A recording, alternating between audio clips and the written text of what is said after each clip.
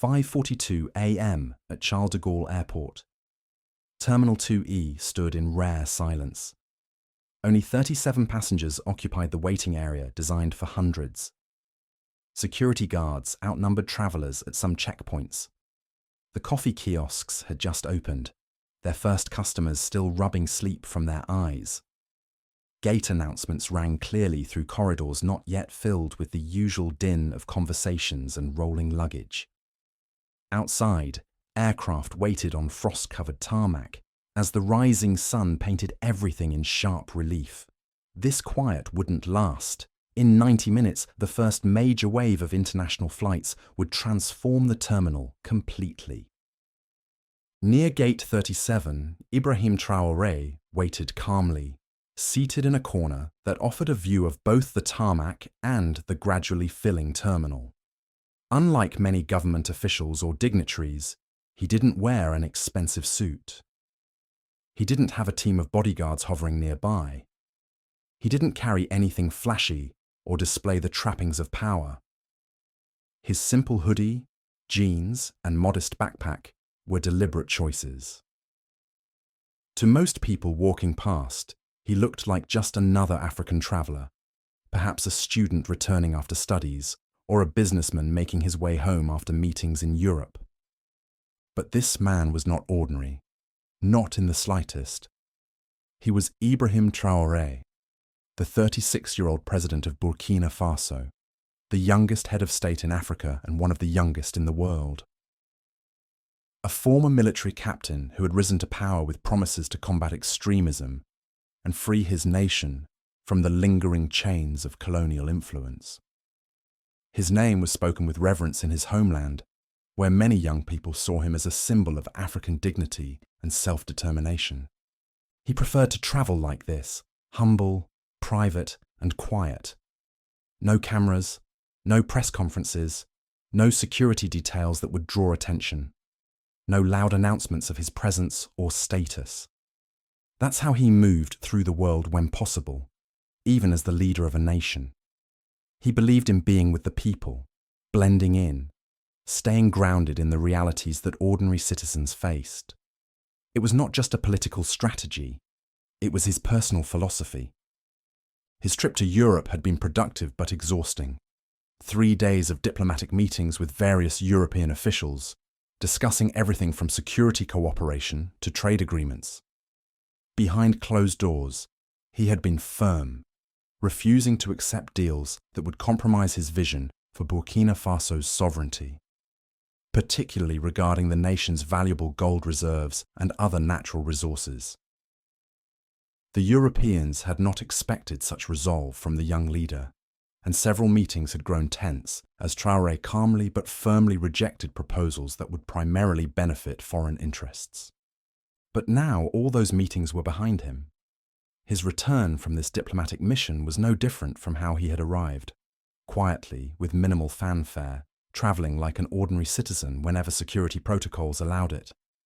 He had finished the important talks, discussed matters of gold sovereignty and Africa's future with determination, and now all he wanted was to get home to Ouagadougou, where much work awaited him. He checked his simple watch, a stark contrast to the luxury timepieces favoured by many politicians. His flight would board soon, Air France 892, bound for Ouagadougou.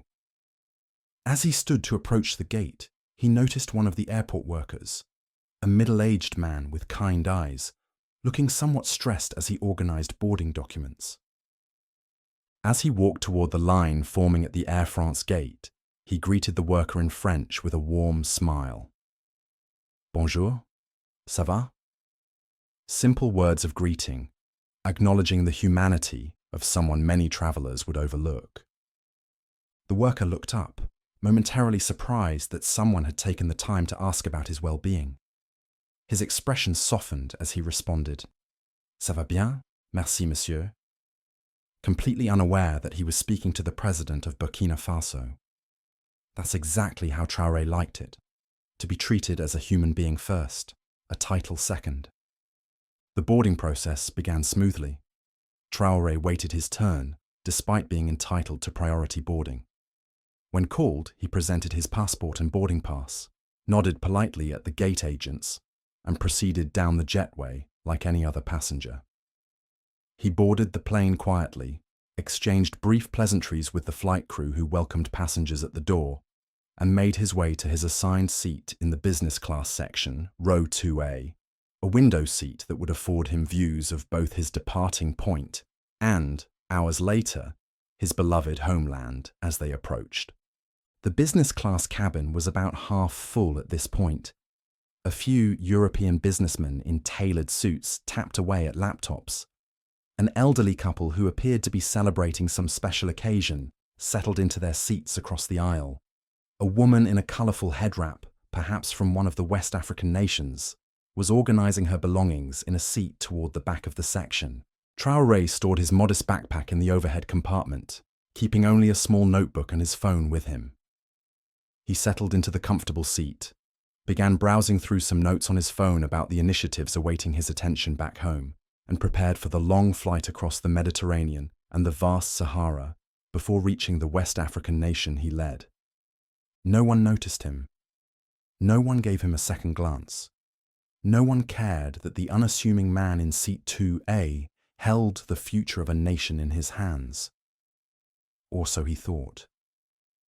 A few rows behind the business class cabin, in the premium economy section where passengers waited to board, whispers were already starting.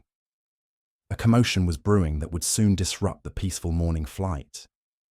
A senior French businessman, Michel Laurent, the CEO of Energy Global, a major energy company with significant operations across West Africa, was also heading to Burkina Faso. His company had extensive interests in the region, including several contracts that were currently under review by Traoré's government. Laurent was accustomed to VIP treatment wherever he went: red carpets, champagne receptions, first-class everything.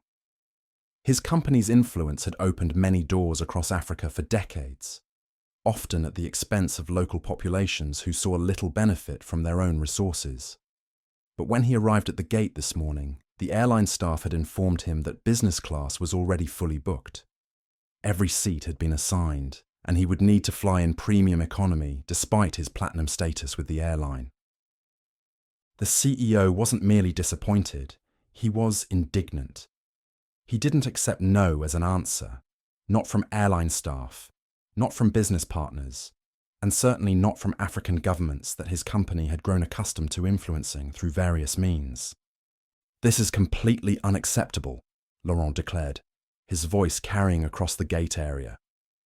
"Do you have any idea who I am, or how much business my company brings to your airline annually?" That's when the drama began to build, quietly at first, just a small demand from a privileged traveller that would soon cascade into something far more significant. The French CEO wasn't used to hearing the word no in any context. He stood at the boarding gate, surrounded by two assistants who looked increasingly uncomfortable, and several airline staff members who were trying to manage the situation without creating a scene. Laurent tapped his polished Italian leather shoes impatiently on the terminal floor, checking his Rolex watch every few minutes as if his time were exponentially more valuable than anyone else's. "I have important meetings with government officials in Ouagadougou," he continued, not bothering to lower his voice. "I'm a strategic partner in many African projects. My company has invested billions in infrastructure across the continent. Surely you can find one seat in business class." To him, that meant rules simply didn't apply. His sense of entitlement wasn't just personal, it was institutional, a remnant of colonial attitudes that still pervaded many European businesses operating in Africa. He demanded a seat upgrade immediately, making it clear that he wouldn't board unless his demands were met. The gate agents scrambled to find a solution. They whispered among themselves, checked and rechecked their tablets, consulted with supervisors over their headsets. But the truth was simple and unchangeable. Business class was full. Every seat was taken by a paying passenger or a high-tier frequent flyer who had been upgraded. The flight was operating at capacity, common for the thrice-weekly service to Burkina Faso. Still, Laurent insisted, his face growing redder by the minute. Call your supervisor. Call the captain if necessary. This situation must be resolved immediately, he demanded, the veins in his neck becoming visible. The increasingly tense standoff was beginning to attract attention from other passengers waiting to board. Some looked annoyed at the delay, others seemed amused by the entitled behaviour on display, and a few appeared uncomfortable with the way Laurent was speaking to the staff. That's when the airline made a fateful decision. They called over a senior flight attendant to handle the situation, someone with the authority to make seating changes if absolutely necessary. She was tall, perhaps in her late 40s, with blonde hair pulled back in a tight bun, dressed immaculately in an Air France uniform with multiple service pins indicating her seniority. Her name badge read Claire Deveau, Senior Cabin Manager. She wore a practiced customer service smile that didn't quite reach her eyes as she approached Laurent. Monsieur, I understand there's an issue with your seating assignment. Let me see what I can do to resolve this situation. Her tone was professional but cold, the voice of someone who had handled difficult passengers many times before. After a brief, hushed conversation with Laurent, during which he repeatedly emphasized his importance and the influence of his company, Claire nodded and made her way onto the plane ahead of him. Her mission was clear: find someone, anyone, who could be persuaded or pressured to give up their business class seat for this apparently important passenger. Once inside the aircraft, Claire scanned the business class cabin with sharp, calculating eyes, like a hunter searching for the weakest member of a herd. Her gaze moved systematically from passenger to passenger, making quick assessments based on appearance, perceived status, and likelihood of compliance with her request. Her eyes paused for a moment when she saw Ibrahim Traoré in seat 2A.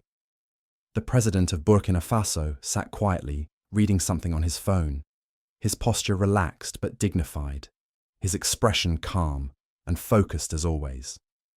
Claire looked him over with a critical eye, taking in details that formed an immediate impression. She looked again, more carefully this time. No expensive watch adorned his wrist, just a simple timepiece. No designer clothes, just a plain hoodie and jeans. No assistant hovering nearby taking notes or handling calls. No security detail ensuring his comfort and safety. No diplomatic passport displayed prominently. Just a black man in casual clothing who, in her estimation, didn't match her mental image of a business-class passenger. She leaned toward another flight attendant who was arranging welcome drinks on a tray and whispered behind her hand.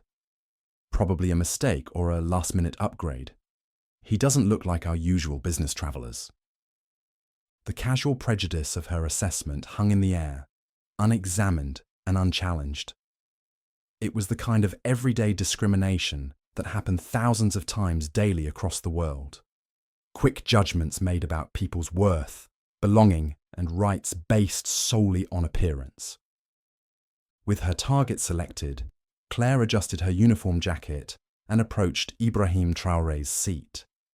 She forced a professional smile that was polite but unmistakably artificial, and addressed him with a tone that was formally correct, but underlined with assumption.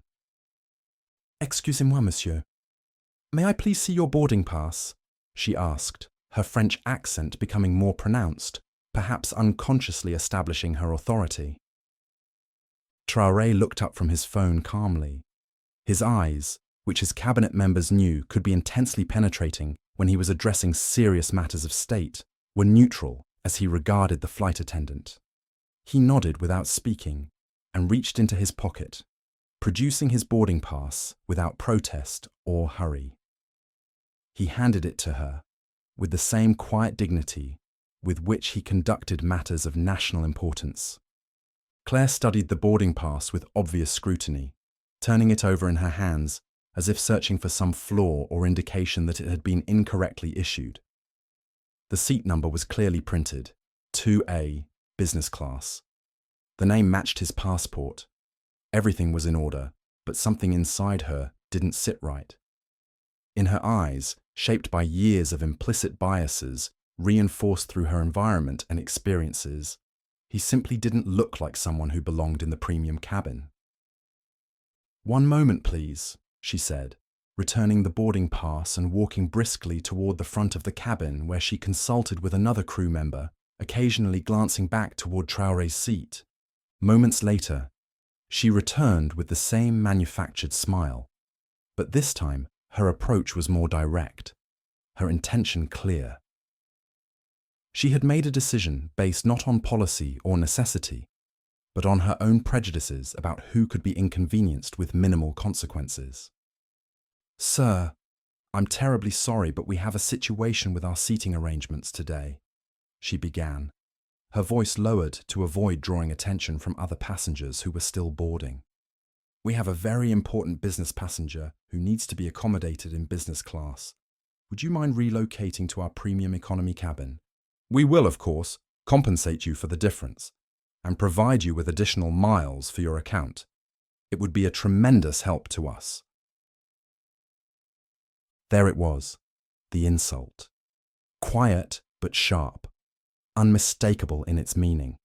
Of all the passengers in business class, she had selected him, the only black African man traveling alone in that section, to be displaced.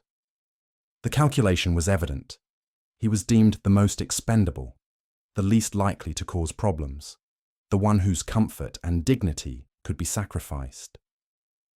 Ibrahim Traoré, who had faced down terrorist threats and navigated complex international relations with world powers, who had led soldiers in battle and made decisions affecting millions of lives, regarded Claire with the same calm assessment he brought to cabinet meetings. His expression revealed nothing of the inner recognition of what was happening. He raised an eyebrow slightly, a gesture that those who knew him well understood meant he was taking careful measure of a situation before responding. "And why me?" he asked calmly, his voice quiet but clear, his French perfect, but with the distinctive accent of his homeland. The question hung in the air between them, simple, direct, and cutting to the heart of the matter. Why him, indeed, of all the passengers in the cabin? Claire shifted her weight slightly, uncomfortable with the directness of the question, but determined to maintain her authority. "No particular reason, sir," she said, trying to keep her professional demeanour intact. "It's simply a matter of accommodating our guest. It's just a small adjustment to help us resolve this situation." "A guest more important than me?" he asked, his voice still measured and calm, but with an undertone that might have alerted someone more perceptive to the fact that they were speaking to someone accustomed to command. Claire didn't answer directly. She only maintained her rigid smile, the kind that service workers perfect to mask their true thoughts. Other passengers in nearby seats had begun to glance over, sensing the quiet tension developing in the interaction. Some looked away quickly, not wanting to be involved.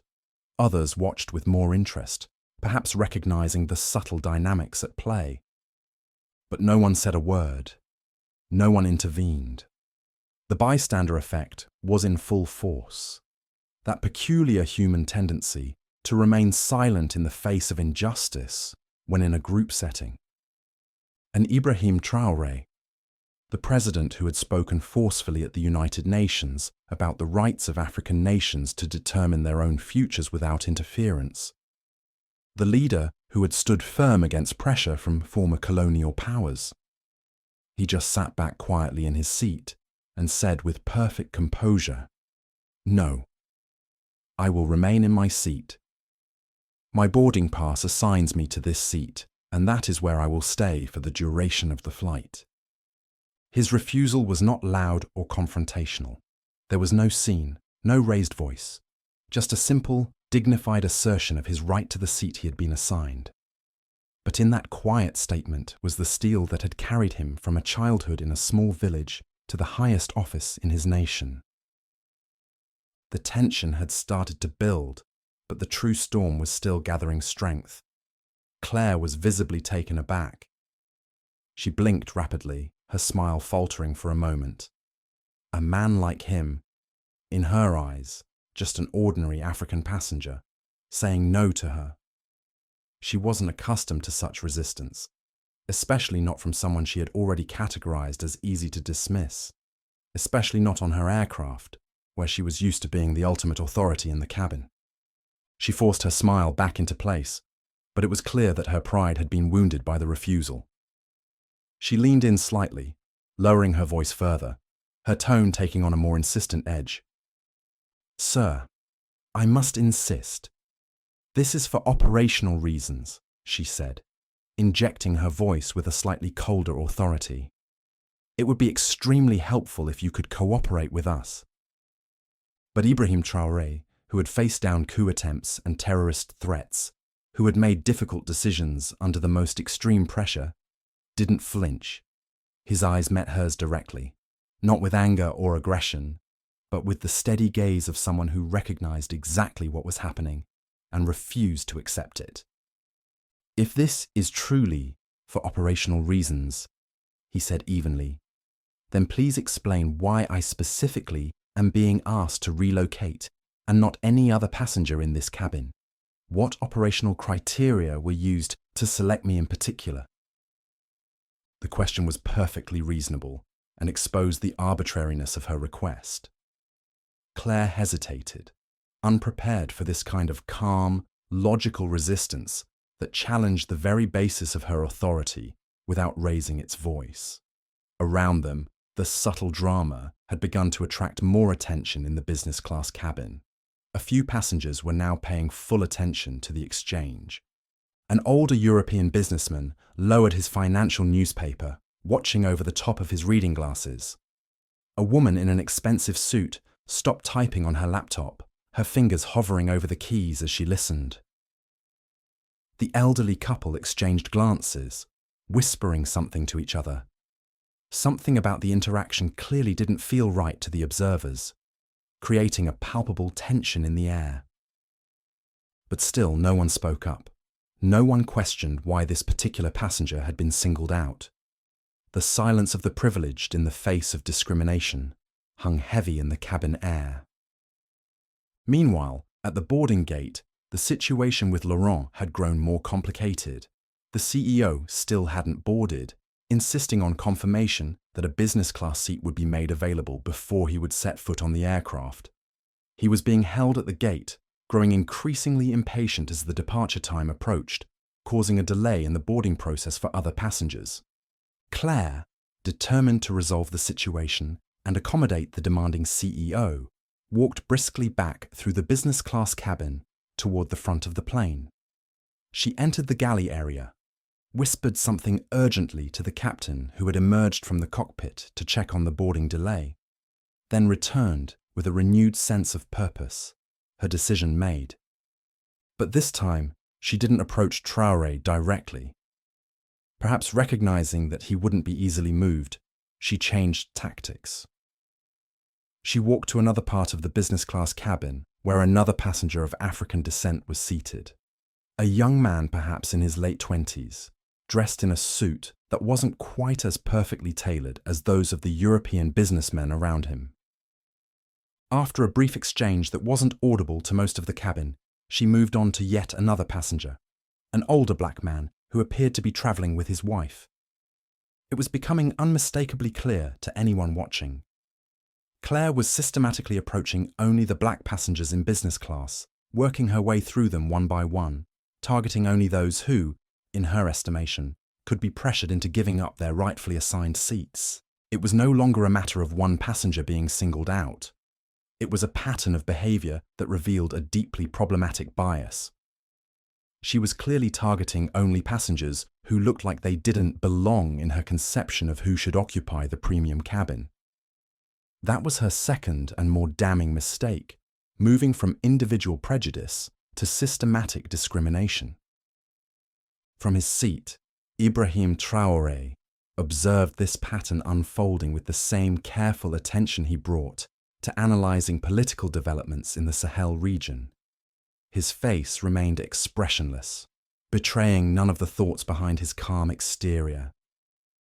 But his mind was sharp as ever, taking in every detail, every interaction, every subtle reaction from the passengers around him. He was observing, calculating, listening, not with anger, but with clarity and focus.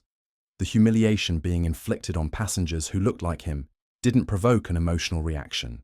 Rather, it crystallized his understanding of what was happening in a way that sharpened his resolve. The young African man who had been approached by Claire looked visibly confused and uncomfortable as she pointed at his seat and spoke to him with the same insistent tone she had used with Traore. "You, sir, we need you to move to premium economy," she stated, no longer even bothering with the pretense of asking politely. "It's necessary for operational reasons." The young man, perhaps less accustomed to asserting himself in such situations, especially against authority figures, looked bewildered by the sudden request. "Why me?" he asked, his voice betraying his confusion and discomfort.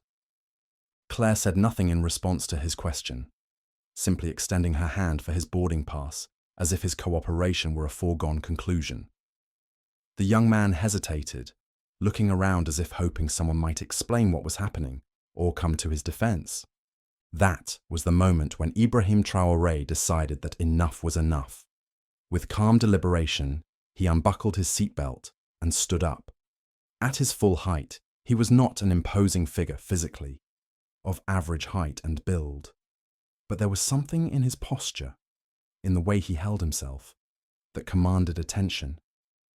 It was the bearing of someone accustomed to leadership, to being listened to when he spoke. "Enough," he said, his voice calm but carrying a note of unmistakable authority that seemed to resonate throughout the cabin despite its measured tone. "What is happening here is clear to everyone watching. You are making decisions based on skin color, not on tickets or operational necessity.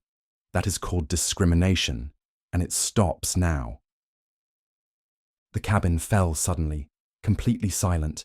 The ambient sounds of boarding, the rustle of bags being stowed, the murmur of conversations, the mechanical noises of the aircraft preparing for departure, all seemed to fade away in the wake of those quietly spoken but powerful words.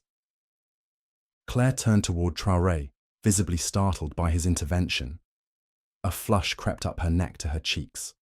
Not embarrassment, but anger at being challenged so directly, at having her actions named so explicitly. She drew herself up, adjusting her uniform jacket in a gesture that seemed designed to reassert her authority. "Sir, I'll have to ask you to return to your seat immediately," she said, her voice tight with tension. "Please don't cause a scene or disrupt the boarding process. If you continue to interfere, I'll be forced to involve the captain and possibly security." The threat hung in the air, another familiar tactic often used against people of color who dare to speak up against mistreatment, the suggestion that their reasonable objections constitute a disruption, warranting possible removal or even arrest. Traoré looked her straight in the eyes for a long, measured moment. Claire's breath caught slightly. There was something in his direct gaze that she hadn't expected, a steadiness, a fearlessness, a quiet power that suggested this was not someone accustomed to backing down in the face of threats or intimidation. But she still didn't know who he really was. To her, he remained just another difficult passenger, albeit one who was behaving in a way that unsettled her usual sense of control. "I am not causing a scene," he replied evenly. "I am simply naming what is happening in plain view of everyone on this aircraft. If you wish to involve the captain, please do so. I would be interested to hear his explanation of the criteria being used to select passengers for removal from their assigned seats." The calm reasonableness of his response left Claire with few options.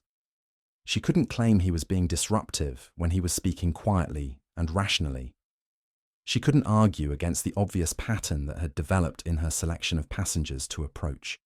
Instead, she chose to retreat, muttering under her breath as she walked away.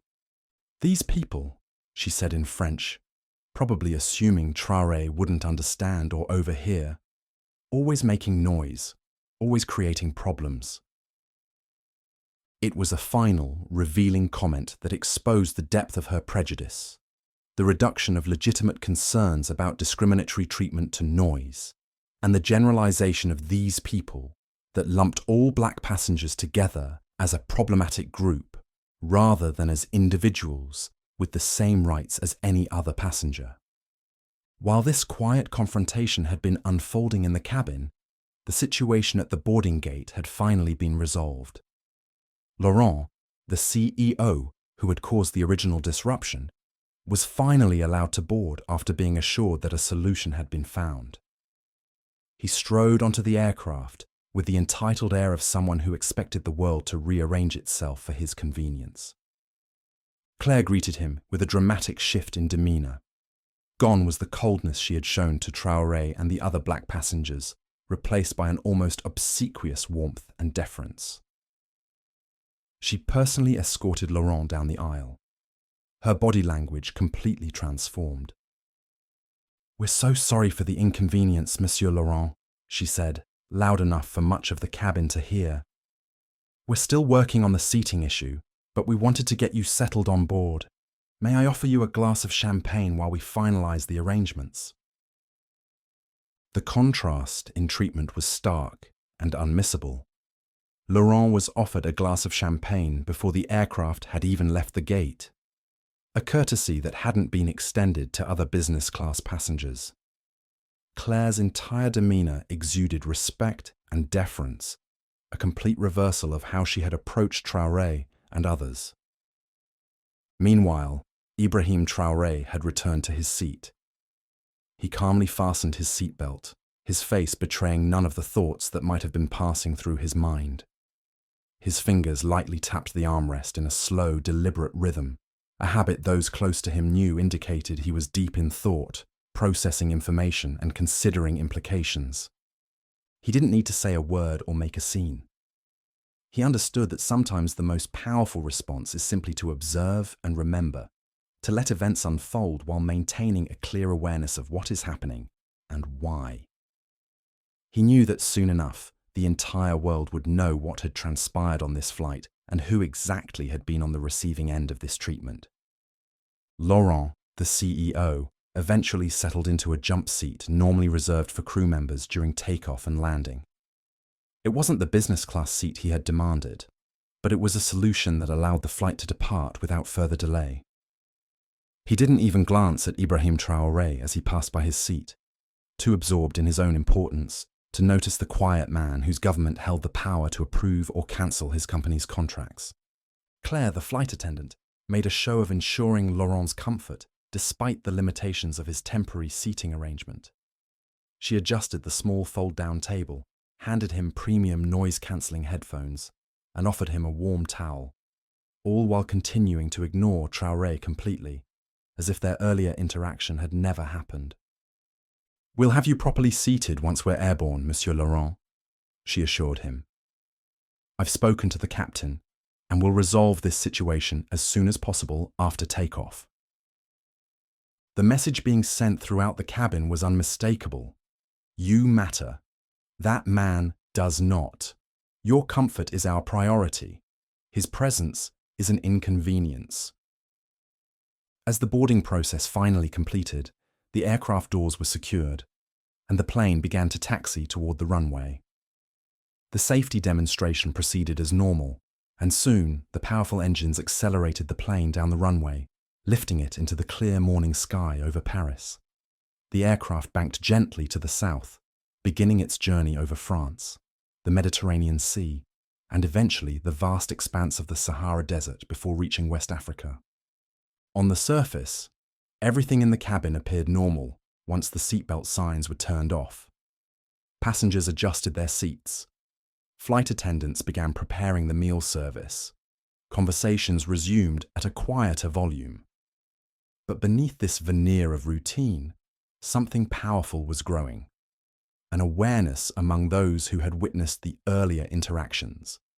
An invisible tension waiting to find its resolution. Traoré remained composed throughout the initial phase of the flight. He didn't complain to other crew members. He didn't raise his voice. He didn't call anyone on his phone or reveal his identity to force a different outcome. He just sat quietly, like a man watching a movie unfold, already knowing exactly how it would end because he had seen the script. He took out a small notebook and made a few brief notes, perhaps thoughts about how to address systematic discrimination in international travel, or maybe ideas for strengthening his country's national airline to reduce dependence on European carriers. Whatever his thoughts, they remained private, contained behind his calm exterior. Meanwhile, Claire seemed to be making a point of avoiding his section of the cabin. Something about Traoré's presence clearly unsettled her. Perhaps his quiet dignity, perhaps the way he had calmly named her behavior for what it was, perhaps some subconscious recognition that she had misjudged him in a significant way. But rather than reflect on this discomfort, she pushed it aside, focusing her attention on other parts of the cabin, particularly on ensuring Laurent's continued satisfaction. About an hour into the flight, as the meal service began, Claire finally returned to Traoré's seat, her professional mask firmly back in place. She approached with a forced grin that didn't reach her eyes, the bare minimum of courtesy required by her position. "Would you like anything to drink, sir?" she asked, her tone artificially bright, but lacking any genuine warmth.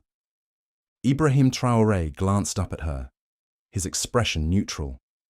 "Water is fine, thank you," he replied simply, neither hostile nor particularly friendly, just a straightforward response to a straightforward question.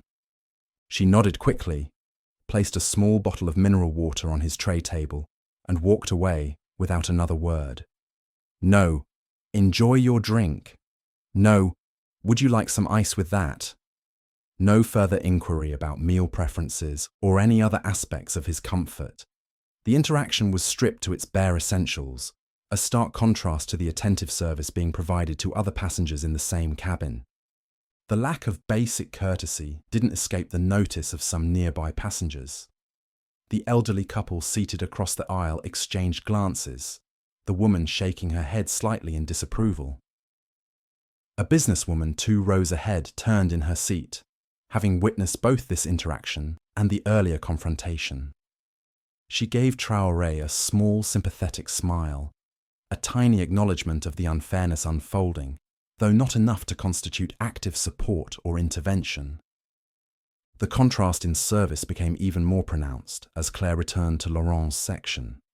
The CEO had been moved to a proper business class seat after takeoff, apparently one that had been reserved for crew rest, but was being sacrificed to accommodate his demands. Claire hovered attentively around him, laughing at his jokes, leaning in when he spoke, as if his words contained profound wisdom, and proactively anticipating his needs before he could express them. "More champagne, Monsieur Laurent?" she offered, already pouring before he could respond. "And how are you finding our new menu? The chef was inspired by Mediterranean influences this season." Laurent basked in the attention, his earlier irritation forgotten in the glow of preferential treatment. He spoke loudly enough for nearby passengers to hear, clearly enjoying being the center of attention. "Burkina Faso is extremely lucky to have companies like ours investing in their infrastructure," he declared with unconcealed arrogance as Claire nodded appreciatively. "We're bringing order to chaos, stability to regions that desperately need modern management approaches." Without European expertise, these countries would struggle to develop their resources properly. Each word was laden with the same colonial mindset that had shaped Africa's exploitation for centuries. The assumption that African nations couldn't manage their own resources, that they should be grateful for foreign intervention, that order could only come from outside. It was precisely the kind of thinking that President Traoré had been working tirelessly to combat since taking office. Claire nodded in agreement, completely unaware that the very man Laurent was indirectly insulting, the president who had been reviewing his company's contracts with increasing scrutiny, was sitting just 2 rows away, hearing every word of this unintentionally revealing monologue. The irony of the situation wasn't lost on at least one passenger, a woman seated near the back of the business class cabin, who had been watching the entire sequence of events unfold with increasing discomfort. She was an African nurse returning home to Bobo-Dioulasso after attending a medical conference in Paris. Unlike most passengers, she immediately recognized her country's youthful president, despite his casual attire. She leaned toward her neighbor, another Burkinabe citizen, and whispered behind her hand, "That's our president they're treating this way. They don't even know who they're humiliating." Her neighbor's eyes widened in disbelief as he looked more carefully at the man in seat 2A, recognition slowly dawning. "It is him," he confirmed in an equally hushed tone. "Should we say something?" The nurse shook her head slightly. "Number. Look at how calm he is. He clearly doesn't want attention, and we should respect that. But they'll find out soon enough." They both fell silent, watching with a mixture of indignation at how their president was being treated, and anticipation of what would inevitably unfold when the truth became known. They, unlike the crew, understood exactly who was sitting quietly in that cabin, absorbing every slight, every dismissal, every manifestation of the prejudice that ordinary African travelers face daily on international carriers. As the flight continued over the vast Sahara, the hours passed at the peculiar pace of long-haul travel, simultaneously dragging and rushing by. The cabin lights were dimmed to allow passengers to rest. Some watched movies on their screens, others worked on laptops. Many slept, heads nodding forward or leaning against window pillows. Laurent eventually dozed off after several glasses of champagne, his self-important monologues finally silenced by alcohol and fatigue. Claire moved through the cabin, less frequently, the middle portion of the flight requiring less active service from the crew. But Ibrahim Traoré remained awake, looking out the window at the endless expanse of desert below, the geometric patterns of ancient, dried riverbeds visible from 30,000 feet. His mind was active, processing what he had experienced not just as a personal affront, but as a symptom of deeper systemic issues that affected millions of African travelers. He wasn't angry in the conventional sense. There was no burning rage, no desire for petty revenge. What he felt was something more focused, more purposeful, a patient determination to use this experience as one more piece of evidence in the larger project of reclaiming African dignity on the world stage. Where others might have seen only personal humiliation, he saw an opportunity to highlight the daily indignities faced by ordinary citizens, to make visible what was often hidden in plain sight. And so he waited, patient as the desert itself, for the moment when the aircraft would touch down in Ouagadougou, and this strange theatre of prejudice would reach its inevitable conclusion. The moment began to approach as the plane started its gradual descent toward Burkina Faso. The cabin slowly came back to life. The lights brightened. Flight attendants moved through the aisles, ensuring that seats were upright and tables stowed. The captain's voice came over the intercom, first in French and then in English, announcing their approach to Ouagadougou International Airport, providing weather information. 32 degrees Celsius, partly cloudy, and thanking passengers for choosing Air France. Passengers stretched in their seats, adjusted clothing, and prepared for arrival. Claire walked through the aisle with her clipboard, performing final checks, still smiling attentively at Laurent, who had awakened from his nap, and still pointedly ignoring Ibrahim Traoré, as if his very existence was an inconvenience she preferred not to acknowledge. Outside the windows, the landscape had transformed from the tan and ochre of the desert to the reddish soil and scattered greenery of the Sahel. The city of Ouagadougou came into view, a sprawling capital of nearly 3 million people, a blend of traditional architecture and modern buildings, the heart of a nation striving for self-determination and progress despite enormous challenges.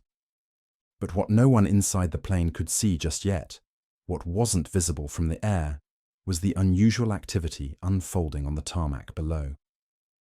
As the aircraft made its final approach, a convoy was assembling near the terminal building. A line of black SUVs with government plates, several military vehicles with the insignia of the Presidential Guard, and what appeared to be a formal welcoming committee including high-ranking officials in formal attire despite the heat. This was not the normal reception for an Air France flight arriving from Paris. This was something else entirely. Something that would transform the mundane conclusion of a routine international flight into a moment that would be remembered by everyone on board and eventually reported in media outlets around the world. As the aircraft's wheels touched down on Burkinabe soil, with the slight bump and screech of rubber meeting concrete, that patient silence that President Traoré had maintained throughout the journey was about to transform into something historic. The tables were about to turn in a way that Claire, Laurent, and most of the passengers had not anticipated. Inside the cabin, as the aircraft taxied toward the terminal, whispers started spreading among the passengers, beginning softly at the windows where people had the clearest view of what awaited them. "I see soldiers. Are we landing into some kind of trouble?" one nervous European passenger asked, peering through the small window with concern etched on his face. No, that's military protocol," another passenger more familiar with the region replied. "It looks like someone important might be arriving, perhaps a diplomatic delegation." The whispers grew as more passengers caught glimpses of the formal reception forming on the tarmac. The neat lines of soldiers standing at attention in dress uniforms, the government ministers in their formal attire, the red carpet that had been rolled out beside the expected parking position of the aircraft. In his seat near the front of the business class cabin, the French CEO Laurent noticed the commotion and rose slightly to get a better view through the nearest window. A self-satisfied smirk spread across his face as he settled back into his seat. "Must be for me," he chuckled loudly to Claire, who was passing by his seat, preparing the cabin for arrival. "I told you my company's work here is significant. They understand the importance of maintaining good relations with key investors." Claire laughed along with him, the sound tinkling and false, already mentally preparing to escort this VIP passenger off the aircraft ahead of others once they reached the gate. "It seems you weren't exaggerating about your connections here, Monsieur Laurent," she said, clearly impressed by what she assumed was a confirmation of his importance. Ibrahim Traoré, hearing this exchange, allowed himself the smallest smile. Just a slight upward turn at the corner of his mouth, visible to no one. A private acknowledgement of the irony that was about to unfold. The aircraft came to a stop at its designated position. The engines wound down. The familiar chimes sounded, indicating that passengers could unbuckle their seatbelts, though they were instructed to remain seated until the doors were opened. Claire positioned herself near Laurent's seat, ready to ensure he would be the first passenger off the plane. A final gesture of preferential treatment to make up for the initial seating inconvenience. But the plane had barely stopped rolling when the atmosphere in the cabin underwent a sudden, dramatic transformation. Through the windows, passengers could now clearly see the full extent of the welcoming committee. Presidential guards in immaculate uniforms stood in perfect formation, their weapons held in ceremonial positions.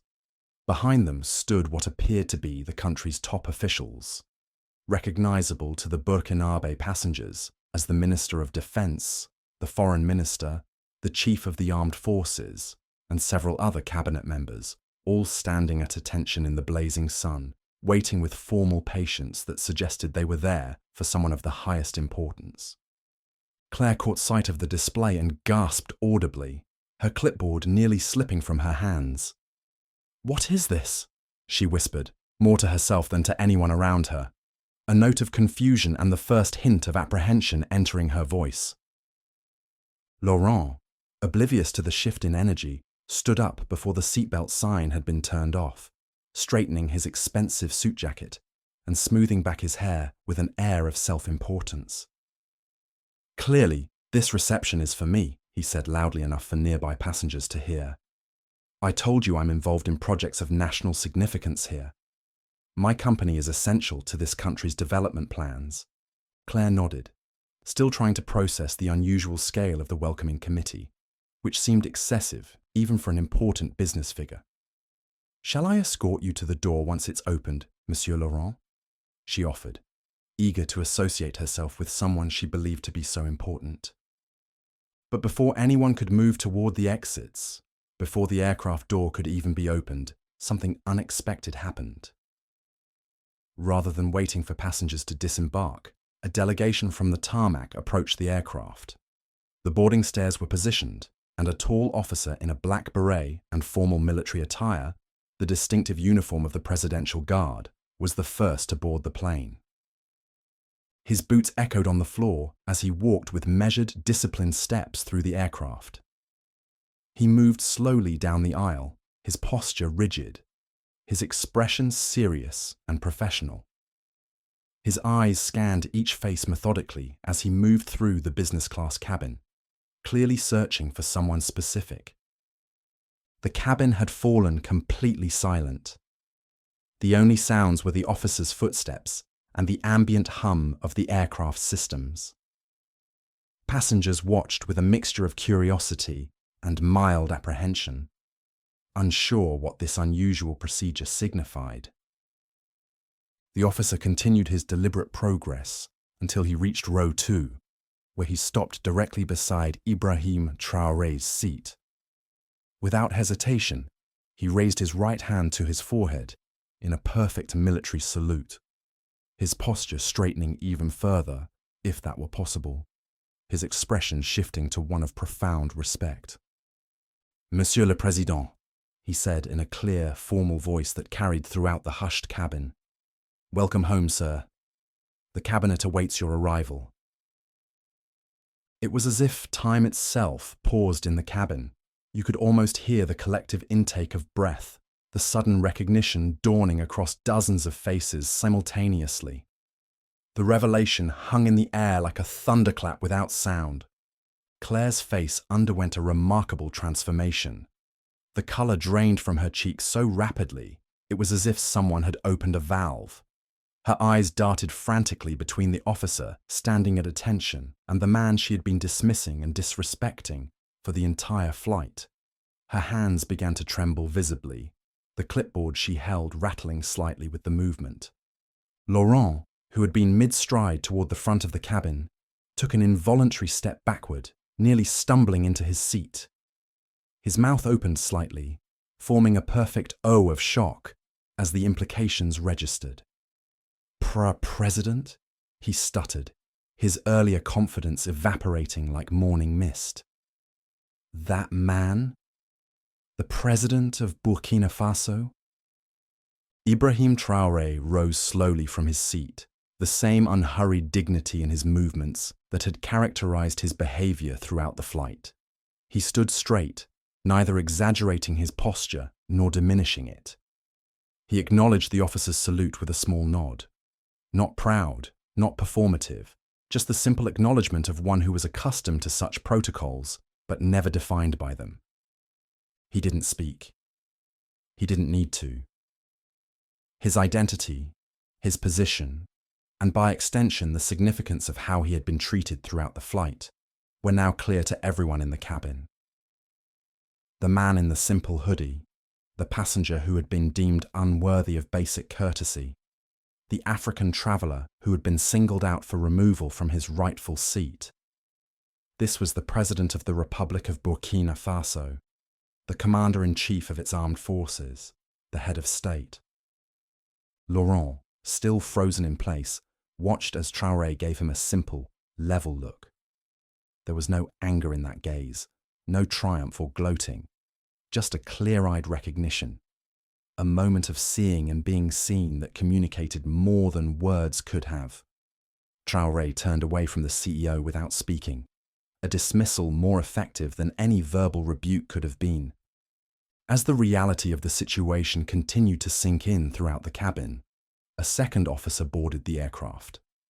This one, bearing the insignia of the National Police, approached with deliberate steps, his expression stern and official. He stopped near the front of the business-class cabin, looking directly at Claire and Laurent. "We have instructions," he announced coldly, his voice carrying the full weight of state authority. "You two will come with us immediately." Claire's professional composure finally cracked completely. "Wait, what?" she whispered, her voice rising with panic. "Why me? What have I done?" "You are being detained for questioning," the officer replied with crisp formality. "You have publicly disrespected the head of state on national soil. That is a serious offense under Burkinabe law."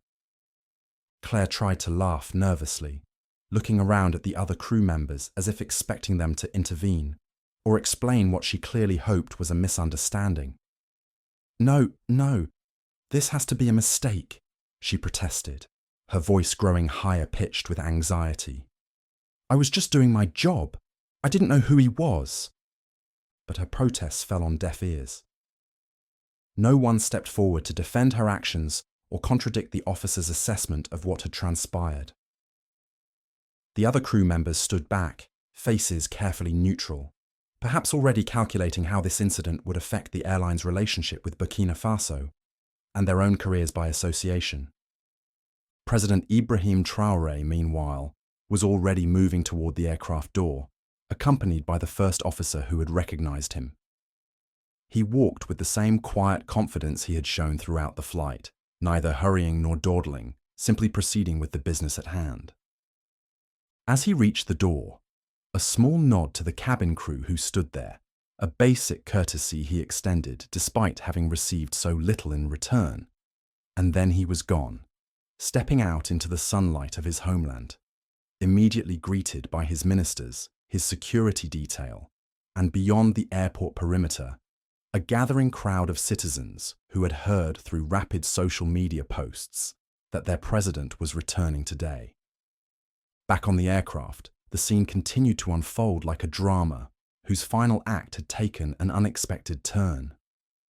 Claire and Laurent were being led toward the door, not as honored first passengers to disembark, but as detainees facing questioning about their conduct.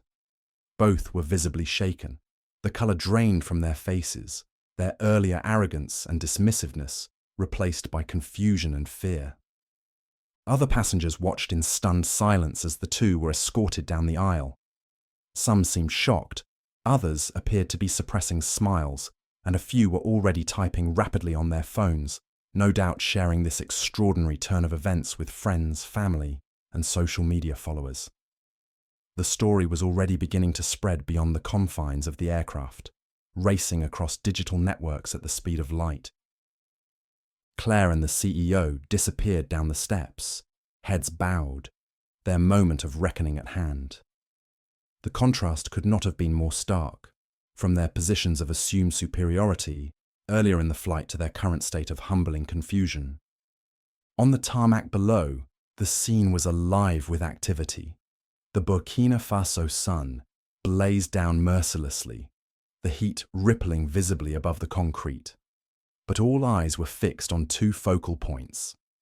President Traoré greeting his ministers and officials with handshakes and brief exchanges, and the two figures being escorted to separate black vehicles, their body language speaking volumes about their changed circumstances. Claire, the Air France flight attendant whose discrimination had set these events in motion, and Laurent, the high-powered French CEO whose sense of entitlement had begun the chain of events, were both being placed into official vehicles. Their earlier confidence completely evaporated. Gone were their smug smiles. Gone was their certainty of their place in the world. Gone was the arrogance that had characterized their treatment of others. In its place, shock, confusion, and the dawning realization of the consequences of their actions. No one spoke to them as they were escorted to the vehicles. Not the officers guiding them, not the officials standing nearby, not the airport staff watching from a distance. The silence was profound, more impactful than any shouting could have been. It was the silence of power recalibrating, of dignity being reasserted, of consequences unfolding with the weight of official sanction. Meanwhile, at a short distance away, President Ibrahim Traoré stood before a small gathering of press representatives who had assembled for his arrival. Cameras clicked rapidly, capturing images that would soon spread across news outlets worldwide. Unlike many politicians who might have used such a moment for personal aggrandizement or dramatic denunciation, Traoré spoke calmly, his words measured and deliberate, yet carrying a force that belied their quiet delivery. "In Burkina Faso," he stated, looking directly into the cameras, "we don't look at a person's skin to measure their worth. We don't bow to money or old colonial habits. Here, we respect dignity, humanity, and our people. That is the foundation of the new Africa we are building. An Africa where all people are treated with the respect they deserve, regardless of their appearance or position." His words, though spoken without raising his voice, resonated with the clarity of purpose that had defined his leadership. They were not just a response to a personal slight, but a declaration of principles that extended far beyond one incident on one flight.